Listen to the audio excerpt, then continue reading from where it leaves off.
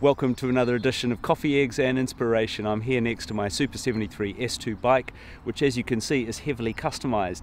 And in this video I'm going to take you through the things that I've added. Let's go.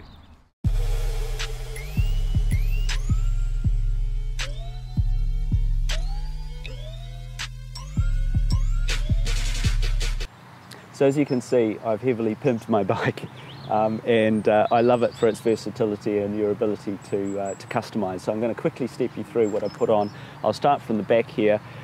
These are leather saddle bags. They are from Bastetetsy. I'll link all of these in the description below.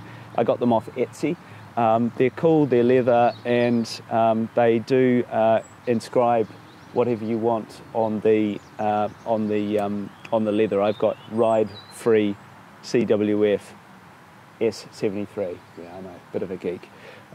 They are attached to these Pannier side panels. They are made for the Super73, these ones, and it was a bit of a mission to get them. I ordered them initially from Super73, and they didn't have them in stock, and there was a long wait, and long story short, they ended up cancelling them. I ended up ordering them from a Dutch company called Moevs, M-O-E-V-S, and I'll link them in the description below. They're awesome, by the way, that company. You can get tons and tons of accessories for Super73s and other electric bikes, so check them out for sure. And I'd probably use them ahead of Super73 because they do have the official merch. But they just lock on. It took me about 10 minutes to install. They're just little bolts that are designed to fit into the available holes in the frame, and they just give stability. I did for a while use these without the Pannier panels, and they did rub against the wheels, so it's not ideal, but you can do it. Next, I've got these foot pegs. I do carry pillion passengers from time to time. The foot pegs are by, let's see, Aramox foot pegs. There they are, right there. And they just bolt on again. They're sort of basic. They're not the ones that fold up, but they're perfectly adequate. You just have to watch if you're sort of pushing it around a corner that they don't catch. I do from time to time worry that they'll hit a curb, but it hasn't yet happened, so I think they're pretty okay like that. Moving around, you can see the basket here. This is one of the best purchases that I made. It's higher on this side than it is on this side, and it comes from an American company called Erv Labs. Link in the description below. I spoke to Erv directly. I think he manufactures them with his own tooling. They came out from the US. They fit to the frame, as you can see, and they're awesome.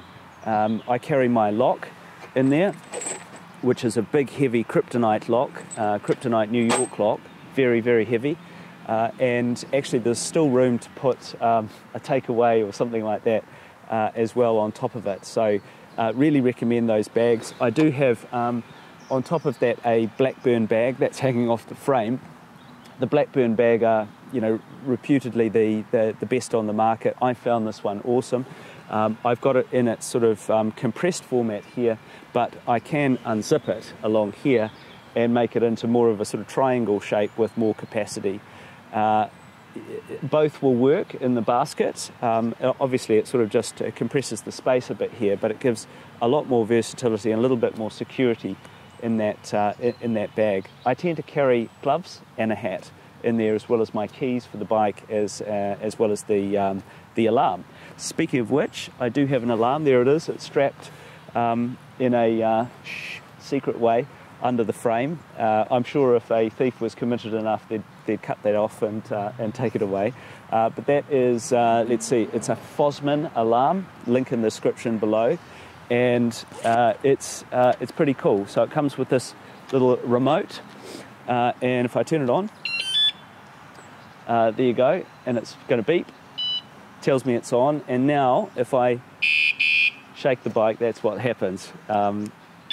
And then turn it off. So, certainly if you're trying to discreetly steal something, that alarm is going to be enough of a dissuasion to scare someone away, and it's very, very loud as well. Mirrors on the side here. Go to this camera for this one. These are Hafny mirrors. They fit into the tubular section of the handlebars. I did have two, one on each, but one fell off, I think, or was stolen. So I've just got this one now, and I've got them set below the steering wheel. I just like the steering bar.